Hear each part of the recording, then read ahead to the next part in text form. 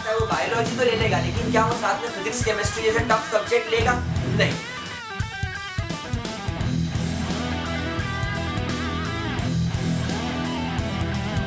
Hey guys, what's up? This is Mrityunjay Pandya and welcome back to this channel। और हो गया education system में change आ गया theoretically. तो गाइस देखो, इस वीडियो में पहले तो हम लोग बात करेंगे कि क्या हुआ, क्या पॉलिसी आई, क्या चेंजेस होने वाले हमारे एजुकेशन सिस्टम में। दूसरा मेजर सवाल कि सर अगर एजुकेशन सिस्टम में चेंज आते हैं तो क्या क्लास 10th और 12th के बोर्ड्स इस साल होंगे। तीसरी बात, क्या ये एजुकेशन सिस्टम अच्छा है, और अगर अच्छा है तो क्या इसके अंदर कोई कमी है या कोई ड्रॉबैक्स है। तो आज हम लोग इस पूरे एजुकेशन सिस्टम के पूरे सिनेरियो की, प्रॉस की एंड कॉन्स की, दोनों की बात करेंगे। तो चलो वीडियो शुरू करते हैं। सबसे पहले कि मैं देखा जाए तो इस एजुकेशन सिस्टम पॉलिसी के साथ खुश हूं। खुश इसलिए हूं क्योंकि ये जो पॉलिसी लाई गई है ये समवॉट समवेयर जर्मनी, स्विट्जरलैंड या मैं कहूं यूएस, ऐसे जो डेवलप्ड कंट्रीज हैं इनके एजुकेशन पॉलिसी को हमारे इंडिया में लागू करने की कोशिश की है। क्या है ये एजुकेशन पॉलिसी? अभी तक आप लोगों का जो एजुकेशन सिस्टम था आप उसे 10+2 कहते थे, यानी 10 तक आप पढ़ते थे, 10th के बाद अपना सब्जेक्ट डिसाइड करके 11th 12th में आप अपना एक ऑफिशियल एक जिसको कहना चाहिए स्पेसिफिक सब्जेक्ट आप पढ़ रहे थे। नाउ 11th एंड 12th में क्या होता था, आपने अगर मैथमेटिक्स ले लिया है तो आपको पीसीएम पढ़ना है, बायोलॉजी ले लिया तो आपको पीसीबी पढ़ना है, कॉमर्स ले लिया तो आपको accounts, business studies and economics पढ़ना है, और अगर आपने आर्ट्स ले लिया तो आपको ह्यूमैनिटीज, साइकोलॉजी, उससे रिलेटेड सब्जेक्ट्स पढ़ने। एंड ये इंडियंस की मानसिकता है कि कुछ आर्ट्स के स्टूडेंट्स को या कॉमर्स के स्टूडेंट्स को उतनी तवज्जो नहीं दी जाती। ऐसा माना जाता है कि बच्चा अगर थोड़ा स्टडीज़ में वीक है इसलिए वो कॉमर्स या आर्ट्स लेता है, और पढ़ाई में बहुत अच्छा इसलिए वो बायोलॉजी या मैथ्स लेता है। तो ठीक है, इस चीज़ पर बात करेंगे। यानी अभी हम लोगों ने क्या किया हुआ था, आर्ट्स, कॉमर्स और साइंस में कुछ जिसको बोलना चाहिए डिफरेंशिएशन क्रिएट कर रखा था। तो क्या इस एजुकेशन पॉलिसी से डिफरेंशिएशन हटेगा, आगे बात करेंगे। तो सबसे पहले क्या किया गया है, इंडियन गवर्नमेंट ने सबसे पहले स्टेट बोर्ड्स के हाथों से, जो स्टेट्स थे उनके हाथों से एजुकेशन के जो राइट्स हैं वो खत्म कर दिए। मतलब अभी क्या होता था, जैसे मध्य प्रदेश में मध्य प्रदेश बोर्ड होता था, राजस्थान में राजस्थान बोर्ड होता था, बिहार में बिहार बोर्ड होता था, हरियाणा में हरियाणा बोर्ड होता था, साउथ में अपने अपने स्टेट्स के डिफरेंट स्टेट्स के डिफरेंट बोर्ड्स होते थे। लेकिन अब ये सब हट चुका है और अब ये पूरा का पूरा जो कंट्रोल है वो सेंट्रल गवर्नमेंट के हाथ में आ गया है। मतलब सेंट्रल गवर्नमेंट का मतलब मैं आपको बता दूं, अगर आप लोगों ने प्रधानमंत्री नरेंद्र मोदी को वोट दिया है तो जो उस समय जो चुनाव होते हैं, तो जब इंडियन गवर्नमेंट जब फॉर्म होती है, जो आपके प्राइम मिनिस्टर जो अपने मंत्री बनाते हैं उसे सेंट्रल गवर्नमेंट बोलते हैं, और आपका जब सीएम जीतते हैं आपके स्टेट के और वो अपना जो मंत्रिमंडल बनाते हैं वो अपने स्टेट का एक मंत्रिमंडल होता है, और हमारा जो पीएम बनाते हैं वो सेंटर का होता है जो पूरे इंडिया को कंट्रोल करता है। तो अब ये पूरी एजुकेशन पॉलिसी सेंट्रल गवर्नमेंट यानी हमारे पीएम के द्वारा बनाई गई जो मिनिस्ट्री है उनके हाथों में चली गई है ना। अब स्टेट का इसमें कुछ नहीं रहा। अब ना तो सीबीएसई काम करेगा, ना तो कोई स्पेसिफिक स्टेट बोर्ड, पूरे इंडिया में एक जैसा पैटर्न फॉलो होगा। ठीक लगा, ये भी बहुत अच्छा लगा, ये ज्यादा अच्छा लगा। क्यों? क्योंकि अब एक जिसको बोलना चाहिए सब तरफ एक यूनिटी हो जाएगी। जैसे अभी मुझसे काफी स्टूडेंट्स बोलते हैं कि सर मैं बिहार बोर्ड का हूं, तो आप जो पढ़ा रहे हो क्या बिहार बोर्ड के लिए ठीक है? तो नहीं, अब क्या होगा, अब पूरे इंडिया में एक जैसा पैटर्न फॉलो होगा, तो ये अच्छी चीज है। पहला पॉइंट अच्छा लगा मुझे। दूसरा पॉइंट, एजुकेशन सिस्टम को 5+3+3+4 में कन्वर्ट कर दिया है। सर ये क्या है? देखो, 5 मतलब nursery, LKG, UKG, first and second, ये पहले 5 साल। एक छोटा बच्चा जब नर्सरी में जाता है तो अभी नर्सरी में आप लोग देखना, अगर आपके आसपास कोई बच्चा है तो उसे इंग्लिश और हिंदी लिखवाते, क ख ग घ, आ आ ई ई, ABCD, मैथ्स के उसको नंबर सिखाते हैं। मतलब हम क्या करते हैं, एक बच्चे को इंट्रोड्यूस कराते हैं towards various things like what is maths, 1 2 3 4, then इनको सम कैसे करेंगे, व्हाट आर टेबल्स, है ना, 1+1 कितना होगा, 1 × 2 कितना होगा। तो मैथमेटिक्स से कुछ उसको बेसिक नियम सिखाते हैं। देन इंग्लिश क्या हम उनको अल्फ़ाबेट सिखाते हैं, वर्ड सिखाते हैं। हम इंग्लिश में एप्पल होता है, हिंदी में उसको क्या बोलते हैं, सेब, तो हम इसे आइडेंटिफाई करना सिखाते हैं। लेकिन इंडियन सिस्टम के अकॉर्डिंग क्या हुआ, वैसे ये सिस्टम अभी जो था ये कोई बुरा नहीं था, अभी जो 5 साल ये लोग करवाएंगे और अभी जो 5 साल होता है ये बिल्कुल सेम है, कोई ज़्यादा फर्क नहीं है। लेकिन क्या हुआ, हमारी इंडियन सोसाइटी ने क्या किया, उसे रट्टाफिकेशन का काम करा दिया। हम बच्चे को रटवा देते कि इसे बोलते हैं A for apple, B for ball, लेकिन हम उसे ये नहीं बोलते कि बी फॉर बाइक भी होता है। हर बच्चा universal A for apple B for ball ही बोलता है, लेकिन हम उसको ये कभी नहीं बोलते दैट ए फॉर एरोप्लेन भी होता है ना। लेकिन क्या होगा, अब ये कोशिश की जाएगी इस 5 साल में टीचर्स को ऐसा ट्रेन किया जाएगा कि इन बच्चों को रटाए नहीं, बल्कि इन्हें सिर्फ इंग्लिश और हिंदी जैसी लैंग्वेजेस में इनको फेमिलियर बनाया जाए। और उसमें भी ज़्यादा ध्यान ये लोग शायद हिंदी की तरफ देने वाले हैं, हमारी मातृभाषा की तरफ, कि आप लोग हिंदी में ज़्यादा फेमिलियर हो जाओ, आप कम्युनिकेट करना सीख जाओ, आप लिखना सीख जाओ, आप पढ़ना सीख जाओ। तो पहले 5 साल एक बच्चे के बेसिक लैंग्वेज बिल्डिंग पर फोकस किया जाएगा, और वो अभी भी किया जाता था। तो हमें इतना ज़्यादा इस चीज़ में खुश होने की ज़रूरत नहीं है, पहले भी होता था, अभी भी हो रहा है। अभी भी आप अगर किसी नर्सरी, एलकेजी, यूकेजी, फर्स्ट और सेकंड के बच्चों को देखोगे तो टीचर्स यही तो कराते हैं। आपको भी यही कराया गया था, मुझे भी यही कराया गया, मुझे फेमिलियर बनाया that this is called as A and A for apple, यानी कि ये वर्ड ए से स्टार्ट हो रहा है। ए से और भी ढेर सारी चीज होती है, ये नहीं सिखाया जा रहा था। तो क्या मैं श्योरिटी से बोल सकता हूं कि अब ये जब सिस्टम इंप्लीमेंट होगा तो क्या अब टीचर्स बदल जाएंगे? जो पहले बच्चों को रटवा रहे थे कि A for apple, B for ball, अ अनार का, अ आम का, ई इमली का, अब ऐसा नहीं करेंगे। तो अब ये एजुकेशन सिस्टम तो बदल गया, लेकिन क्या टीचर्स के पढ़ाने के तरीके में कोई बदलाव आता है, वो देखने वाली बात होगी। तो पहले 5 साल पुराने और नए एजुकेशन सिस्टम के लगभग मुझे सेम लगे, बोलने का तरीका बदल गया, सिलेबस में क्या चेंज आता है वो देखने वाली बात होगी। लेकिन पहले 5 साल बच्चे के कम्युनिकेशन और उसके लैंग्वेज के ऊपर, उसके बात करने के तरीके ऊपर, आई थिंक इन चीज़ों पर ज़्यादा फोकस करेंगे। रिटन एग्जाम्स के बजाय ओरल एग्जाम्स पे उनसे कम्युनिकेट करके देखा जाएगा कि बच्चा कितना सीख रहा है। ठीक है, वेरी गुड। अगला जो आएगा that is 3rd, 4th and 5th, अगले 3 साल ये एक नया चीज आ गया है, दैट इज रीजनल लैंग्वेज में पढ़ाया जाएगा। फॉर एग्जाम्पल, अगर आप महाराष्ट्र में हो तो आपको मराठी में पढ़ाया जाएगा, आप गुजरात में हो तो आपको गुजराती में पढ़ाया जाएगा, है ना। अगर आप चेन्नई में हो या अगर आप तमिलनाडु में तो आपको तमिल में पढ़ाया जाएगा। अगर आप हैदराबाद और अपने आंध्र प्रदेश, तेलंगाना एरिया में हो तो if I am not mistaking वहां पर तेलुगु में पढ़ाया जाएगा, कन्नड़ में, यानी हर स्टेट में। जैसे आप मध्य प्रदेश में होते हैं, यहाँ पर मालवी निमाड़ी चलती है तो उसमें पढ़ाया जा सकता है। तो अब यहाँ पर अगले 3 साल बच्चे के सब्जेक्ट्स यानी मैथ्स, इंग्लिश, हिंदी, ये सब तो चलेगा, लेकिन उसको रीजनल लैंग्वेजेस में स्टोरीज, रीजनल लैंग्वेजेस में कविताएं, पोएम्स, ये सब पढ़ाई जाएंगी।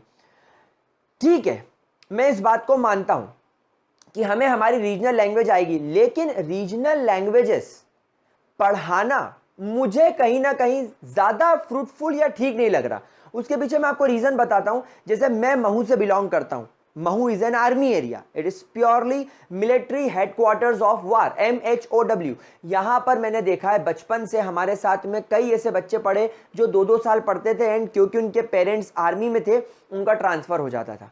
कभी वो महू में पढ़ रहे हैं यानी मध्य प्रदेश में हिंदी में पढ़ रहे हैं, मालवी में पढ़ रहे हैं, लेकिन अचानक उनके पापा का अगर मान लीजिए ट्रांसफर कहाँ कर दिया जाए, चेन्नई कर दिया जाए, तो वहां पर तो उनको तमिल में पढ़ना पड़ेगा। तो बच्चा अगर 3rd, 4th या 5th जैसे क्रूशियल स्टेज में अगर बच्चे के पेरेंट्स का ट्रांसफर हो जाता है तो उनको स्टेट बदलनी पड़ेगी, और क्या वहां पर तमिलनाडु में उसको कोई मालवी में पढ़ाने वाला टीचर मिलेगा?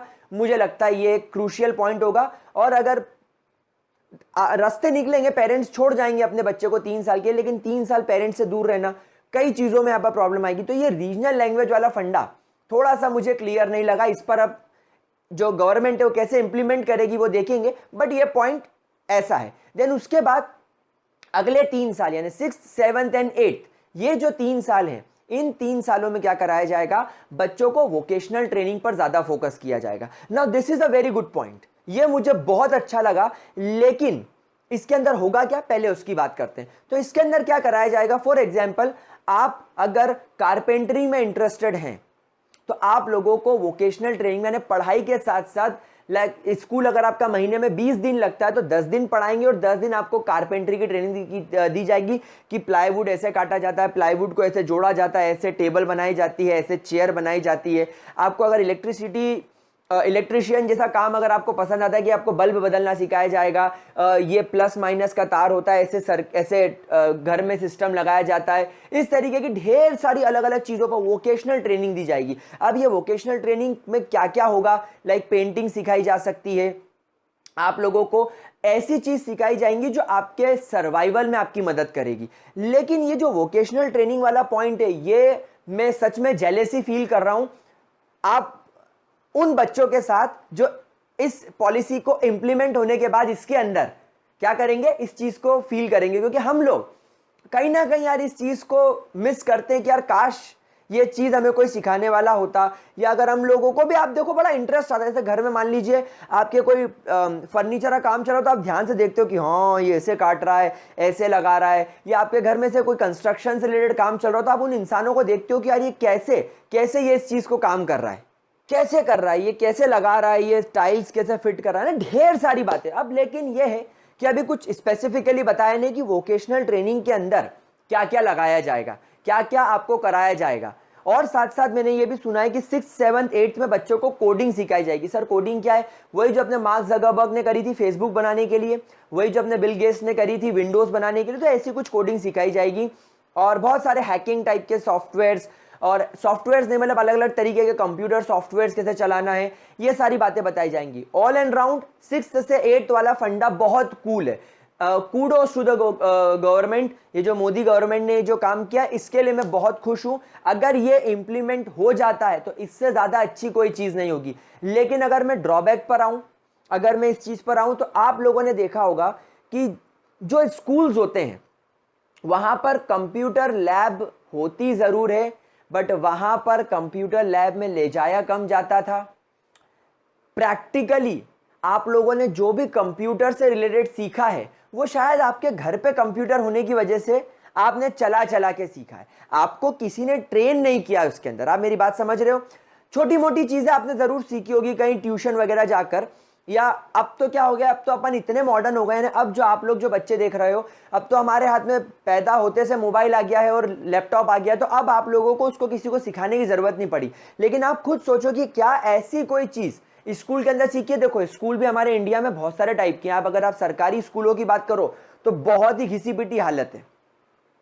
अगर हम दिल्ली के कुछ स्कूल्स की बात छोड़ दें जहां पर काफी डेवलपमेंट हुआ है, लेकिन अगर मैं अपने एरिया की बात करूं तो बहुत बुरी हालत है। टीचर्स ही नहीं है पढ़ाने के लिए, कहां से देंगे वोकेशनल ट्रेनिंग? अगर हम कुछ मीडियोकर या मीडियम रेंज के स्कूल की बात करें जहां के गरीब टाइप के पेरेंट्स, या गरीब टाइप के पेरेंट्स ना बोलते हुए ऐसे पेरेंट्स जो फाइनेंशियली उतना ज़्यादा अपने बच्चे के एजुकेशन को सपोर्ट नहीं कर पाएंगे, तो उन लोगों को ऐसी कंडीशन में मीडियम स्कूल में पढ़ाना पड़ेगा। तो वो मीडियम स्कूल के पास फीस कम आती है, इसलिए वो ज़्यादा टीचर्स नहीं रख पाते, वो ज़्यादा सुविधाएं नहीं दे पाते। तो क्या ऐसे स्कूल्स इंडिया में वोकेशनल ट्रेनिंग के लिए लैब्स और इतने सारे फैकल्टीज, या कारपेंट्री सिखाने के लिए एक टीचर, इलेक्ट्रिशियन का काम करने के लिए एक टीचर, XYZ कोडिंग सिखाने के लिए कोडर, क्या स्कूल अफोर्ड कर पाएगा? ये देखने वाला होगा। और अगर बहुत हाई लेवल की अगर अपन स्कूल्स की बात करें, बहुत ही टॉप क्लास स्कूल की, तो टॉप क्लास स्कूल्स इंडिया में है कितने?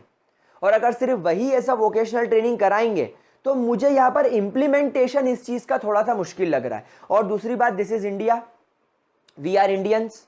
अगर इंप्लीमेंट गवर्नमेंट बोलती भी है कि कर लो, तो क्या ये लोग सच में उसको ऑन पेपर तो बता देंगे कि हमने इंप्लीमेंट करा, हमारे पास एक कमरा जहां पर हम कारपेंट्री सिखाते हैं, लेकिन क्या वहां पर सिखाई जाएगी? ये बहुत इंपॉर्टेंट देखने वाली बात होगी। क्योंकि पहले अगर स्टेट के हाथ में होता तो स्टेट क्या करता, हो सकता है कि उसके अंदर कुछ करप्शन वाली चीज आ जाती, लेकिन अब सेंट्रलाइज हो गया है तो शायद वो चीज कम करने के लिए इसको सेंट्रलाइज किया है। और कैसे इंप्लीमेंट होगा ये देखने वाली बात है। तो मुझे इस चीज के अंदर, मुझे तो पर्सनली बहुत अच्छा लगा, लेकिन मुझे थोड़ा सा डाउट इसके इंप्लीमेंटेशन पे आ रहा है कि ये किस प्रकार उसको इंप्लीमेंट करेंगे, ये कैसे उसको अप्लाई करेंगे, और किस तरीके से वो चीज वर्किंग में आएगी। थ्योरेटिकल देखने में तो बहुत अच्छा लग रहा है, लेकिन क्या सच में एक मीडियोकर, एक मीडियम लेवल का स्कूल, एक बिलो एवरेज सैलरी वाले पेरेंट्स क्या इन चीज़ों को अफोर्ड कर पाएंगे? और अगर गवर्नमेंट स्कूल्स की बात करें तो बहुत बुरी हालत है, तो क्या वहां पर ये चीज़ अप्लाई हो सकेगी? इस बात को देखना जरूरी होगा। देन नेक्स्ट आते हैं हम लोग हमारे 4 वाले ऑप्शन पे, दैट इज 9, 10, 11, 12।